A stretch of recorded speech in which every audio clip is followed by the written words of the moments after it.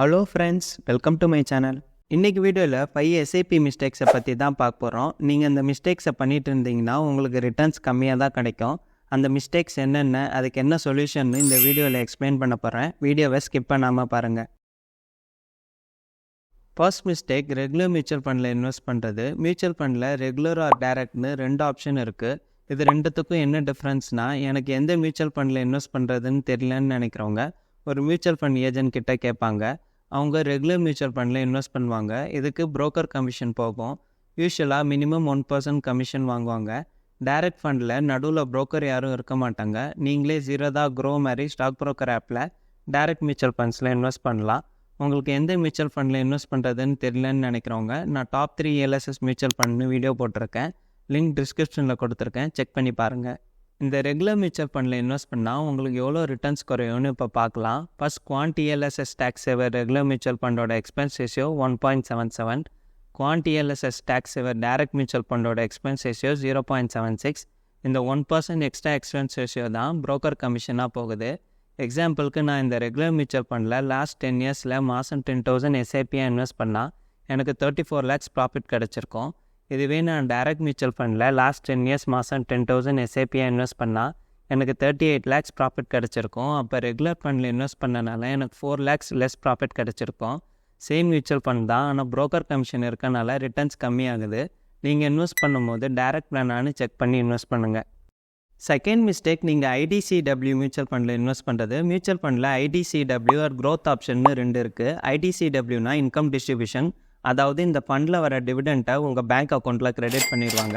ஆனால் க்ரோத் ஆப்ஷனில் வர டிவிடெண்ட்டை அந்த ஃபண்டில் ரீஇன்வெஸ்ட் பண்ணுவாங்க. இந்த மாதிரி ரீஇன்வெஸ்ட்மெண்ட் பண்ணும்போது தான் பவர் ஆஃப் கம்பவுண்டிங் நடக்கும், அதாவது உங்களோட வெல்த் வேகமாக வளரும்.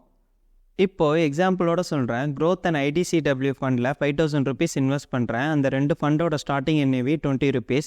அப்போ 2 ஃபண்ட்லேயும் 250 யூனிட்ஸ் அலோகேட் ஆகும். 1 இயரில் NAV 25 rupees ஆகுது. இப்போ அந்த மியூச்சுவல் ஃபண்டில் 3 rupees டிவிடெண்ட் டிக்ளேர் பண்ணுறாங்க. க்ரோத் பிளானில் NAV 25 rupeesல மெயின்டைன் ஆகும். ஆனால் IDCW பிளானில் 3 rupees into 250 யூனிட்ஸ், அப்போ 750 rupees உங்கள் அக்கௌண்ட்டில் கிரெடிட் பண்ணிடுவாங்க. இப்போ அந்த ஃபண்டோட NAV 25 - 3, அப்போ 22 rupees ஆகிடும். இப்போது குவான்டி LSS டேக்ஸ் சேவர் மியூச்சுவல் ஃபண்டில் க்ரோத் அண்ட் IDCW ஆப்ஷனுக்கு SIPக்கு எவ்வளோ டிஃப்ரென்ஸ் வருதுன்னு பார்ப்போம். நான் க்ரோத் ஆப்ஷனில் லாஸ்ட் 10 இயர்ஸ் மாதம் 10,000 SIPயில் இன்வெஸ்ட் பண்ணால் எனக்கு 38 lakhs ப்ராஃபிட் கிடச்சிருக்கும். இதுவே நான் IDCW ஃபண்டில் லாஸ்ட் 10 இயர்ஸ் மாதம் 10,000 SIPயில் இன்வெஸ்ட் பண்ணால் எனக்கு 29 lakhs ப்ராஃபிட் மட்டும்தான் கிடச்சிருக்கும். அப்போ க்ரோத் ஆப்ஷனில் 9 lakhs எக்ஸ்ட்ரா ப்ராஃபிட் கிடச்சிருக்கும். எனக்கு ஒரு ஸ்டேபிளாக பேங்க் அக்கௌண்ட்டில் மணி கிரெடிட் ஆகணும்னு நினைக்கிறவங்க இந்த IDCW ஆப்ஷனை யூஸ் பண்ணலாம். இல்லை எனக்கு வெல்த் பில்ட் பண்ணணும்னு நினைக்கிறவங்க இந்த க்ரோத் ஆப்ஷனை சூஸ் பண்ணுங்கள். தேர்ட் மிஸ்டேக், ஸ்கிப்பிங் SIPயை ஸ்கிப் பண்ணால் என்ன ஆகும்னு நிறைய பேருக்கு டவுட் இருக்கும். எக்ஸாம்பிளுக்கு நான் SIP டேட் அன்றைக்கி என்னோடய அக்கௌண்ட்டில் சஃபிஷியன்ட் பேலன்ஸ் மெயின்டைன் பண்ணல. அப்போ அந்த மாதம் SIP ஸ்கிப் ஆகிடும். இதுக்கு ஸ்டாக் புரோக்கர் எந்த சார்ஜஸும் போட மாட்டாங்க. ஆனால் என் பேங்க்கில் ஆட்டோமேட்டட் பேமெண்ட்டுக்கு சஃபிஷியன்ட் பேலன்ஸ் மெயின்டைன் பண்ணாதனால சார்ஜஸ் போடுவாங்க. உங்களுக்கு இந்த சார்ஜஸ் வரக்கூடாதுன்னா SIPயை பாஸ் பண்ணணும். SIPயை பாஸ் பண்ணுறது ஆன்லைன் இல்லை ஆஃப்லைன் ரெண்டுத்துலையுமே பண்ணலாம். நான் ஒரு 5 இயர்ஸ்க்கு SIP பிளானில் ஜஸ்ட் ஒரு மாதம் SIPயை மட்டும் ஸ்கிப் பண்ணாலே என்னோடய ஓவரால் ரிட்டர்ன்ஸ் 10 to 12% கம்மியாக வர சான்ஸ் இருக்குது. ஸோ முடிஞ்ச அளவுக்கு SIPயை ஸ்கிப் பண்ணாமல் பார்த்துக்கோங்க. Fourth mistake, not using step up SIP. நீங்கள் SIP க்ரியேட் பண்ணும்போதே ஸ்டெப் அப்னு ஒரு ஆப்ஷன் இருக்கும். எக்ஸாம்பிளுக்கு SIP அமௌண்ட்டை 10,000 செட் பண்ணுறேன், ஸ்டெப் அப் 10% கொடுக்குறேன். இப்போ என்ன ஆகும்னா ஃபஸ்ட் இயர் மாதம் 10,000 அக்கௌண்ட்லேருந்து டெபிட் ஆகி மியூச்சுவல் ஃபண்ட்ஸில் இன்வெஸ்ட் ஆகும். Second year 10% step up option select பண்ணனால 10,000ல் 10%னா 1,000 rupees. அப்போ செகண்ட் இயர்லேருந்து மாதம் 11,000 அக்கௌண்ட்லேருந்து டெபிட் ஆகி மியூச்சுவல் ஃபண்ட்ஸில் இன்வெஸ்ட் ஆகும். இந்த மாதிரி எவ்ரி இயர் உங்கள் அமௌண்ட்டில் 10% இன்க்ரீஸ் ஆகும். இதுதான் ஸ்டெப் அப் SIP. நம்ம ஏன் இதை பண்ணோன்னா, நம்ம மோஸ்ட்டாக சேலரிட் எம்ப்ளாயிஸாக தான் இருப்போம். எவ்ரி இயர் சேலரி ஹைக் இருக்கும். அப்போ உங்களால் எவ்வளோ முடியுமோ அந்த பர்சன்டேஜை ஸ்டெப் அப்பாக கொடுக்கலாம். இப்போ SIPக்கும் ஸ்டெப் அப் SIPக்கும் எவ்வளோ ரிட்டர்ன்ஸ் டிஃப்ரென்ஸ் இருக்குன்னு காட்டுறேன். எக்ஸாம்பிளுக்கு மாதம் 10,000 SIPயில் இன்வெஸ்ட் பண்ணுறேன் 10 இயர்ஸ்க்கு. எனக்கு 12% ரிட்டர்ன்ஸ் கிடச்சா 12 lakhs இன்வெஸ்ட் பண்ணியிருப்பேன். 11,23,000 ப்ராஃபிட் கிடச்சிருக்கும். இதுவே ஸ்டெப் அப் SIPயில் இனிஷியல் இன்வெஸ்ட்மெண்ட்டாக 10,000 rupees இன்வெஸ்ட் பண்ணுறேன்.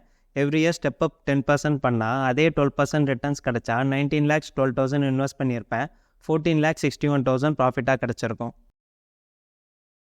Mistake, no diversification. அதாவது நான் மாதம் 10,000 rupees SIPயில் மியூச்சுவல் ஃபண்ட்ஸில் இன்வெஸ்ட் பண்ணுறேன். ஆனால் நான் அந்த 10,000 ருபீஸையும் ஒரு ஸ்மால் கேப் மியூச்சுவல் ஃபண்டில் இன்வெஸ்ட் பண்ணுறேன். சப்போஸ் அந்த ஸ்மால் கேப் மியூச்சுவல் ஃபண்ட் நல்லா பர்ஃபார்ம் பண்ணலன்னா எனக்கு நல்ல ரிட்டர்ன்ஸ் கிடைக்காது. ஸோ அந்த 10,000 ருபீஸையும் ஒரு 5,000 ருபீஸை லார்ஜ் கேப் மியூச்சுவல் ஃபண்ட்லேயும், 2,500 ருபீஸை ஒரு மிட் கேப் மியூச்சுவல் ஃபண்ட்லேயும், 2,500 ருபீஸை ஒரு ஸ்மால் கேப் மியூச்சுவல் ஃபண்ட்லேயும் ஸ்ப்ளிட் பண்ணி இன்வெஸ்ட் பண்ணால் என்னோடய ரிஸ்க் குறையும். அப்படி பண்ணும்போது உங்கள் போர்ட்ஃபோலியோ டைவர்சிஃபைடாக இருக்கும். மியூச்சுவல் ஃபண்ட்ஸ்லையும் மொத்த பணத்தை போட வேணாம்னு நினைக்கிறவங்க ஒரு 5,000 ருபீஸை எஸ்ஐபியை மியூச்சுவல் ஃபண்ட்ஸ்லையும், மீதி 5,000 ருபீஸை கோல்டில் எஸ்ஐபியில் பண்ணலாம். ஃப்ரெண்ட்ஸ், இந்த வீடியோவில் டாப் 5 எஸ்ஐபி மிஸ்டேக்ஸை பற்றி பார்த்தோம். இந்த வீடியோ உங்களுக்கு யூஸ்ஃபுல்லாக இருந்திருக்கும்னு நினைக்கிறேன். அப்படி யூஸ்ஃபுல்னு நினச்சிங்கன்னா வீடியோவை லைக் பண்ணுங்கள். அப்படியே என் சேனலுக்கு மறக்காமல் சப்ஸ்கிரைப் பண்ணிவிடுங்க.